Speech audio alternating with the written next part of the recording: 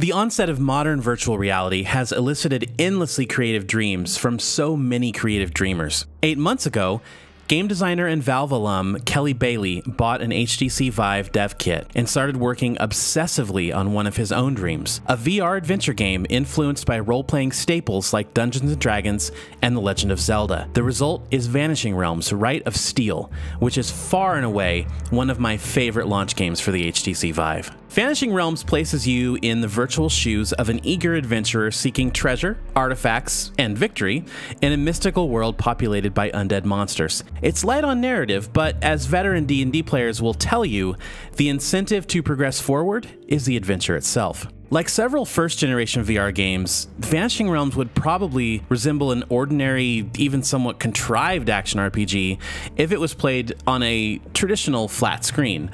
Fortunately, it's been built from the ground up for room-scale VR, and the result is a shockingly immersive experience that kept me riveted, fascinated, and on my guard from moment to moment. Again, we come back to the concept of presence and its crucial role in virtual reality. With Vanishing Realms, revolutionary hardware and thoughtful game design are married to make you feel physically present in this non-physical world. Your first encounter with an undead skeleton towering over you will leave you breathless but empowered.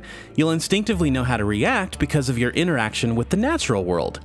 I've never had a monster swing a sword at my head before, but I reacted by clumsily blocking the strike with my own sword and then plunging my blade into his exposed chest. It was sloppy, but effective, and probably mirrored how a rookie adventurer would feel in this exact situation. The game is a joy to play because I'm not relying on controller muscle memory and buttons to translate my actions. The Vive removes those layers of abstraction. Which button do I press to gaze at an enemy and block that fireball? Who cares? Just look at that archer and raise your shield. Is there an arrow flying at you? Physically dodge it or duck behind a stone column for cover. Need to restore your health? Pull the potion out of your inventory and just drink it. Through these natural actions and augmented by the haptic feedback of the Vive's motion controllers, we're projecting a tangible sense of agency into the game world in a way that was previously impossible, and the world responds accordingly. During a particularly heated battle, I was fending off 2 flanking archers, a healer, and a spellcaster who were all guarding this coveted dragon wand. I emerged sweaty and out of breath from hiding behind trees and popping out of cover, dodging arrows, and just getting wrapped up in the heat of the moment. When you start dual-wielding swords and fighting increasingly brawny boss monsters, Vanishing Realms can even turn into a legitimate workout if you get carried away. Since slaying monsters is priority number 1, it's refreshing to know that you can't cheese the system.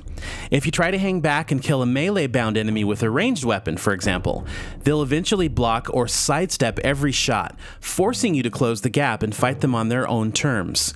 When they're clinging to life, they'll subsequently back off and even start recognizing the onset of your sword swings.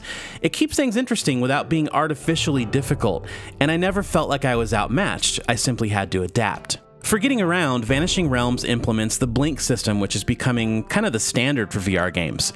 You simply point at an area you want to travel to and click the touchpad to teleport there, thus bypassing any potential for motion sickness.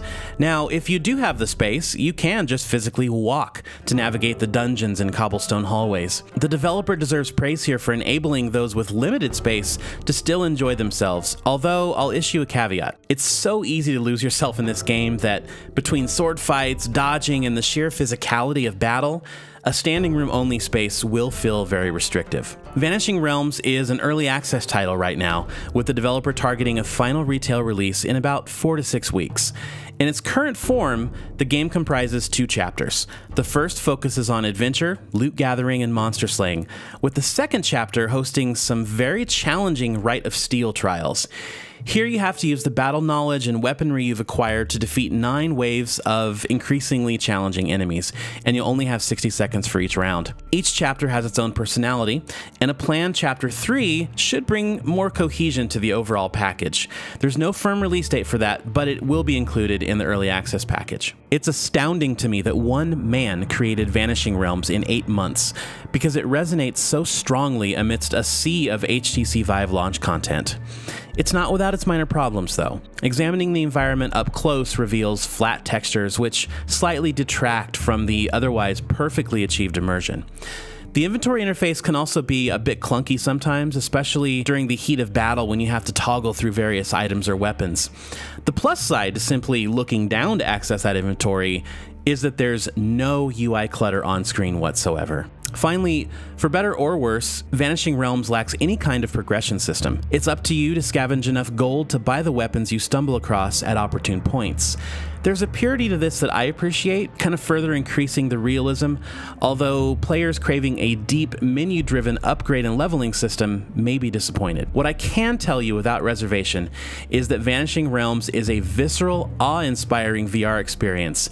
It's steeped in intuitive, tactile gameplay. It left me satisfied but selfishly craving more. That it was created by a single developer in 8 months is nothing short of extraordinary, and I really believe this paves the way for a surge of successful, micro-sized development teams making breakout games for virtual reality. I'm Jason Evangelo for UploadVR.com, and we are awarding Vanishing Realms Rite of Steel an 8 out of 10.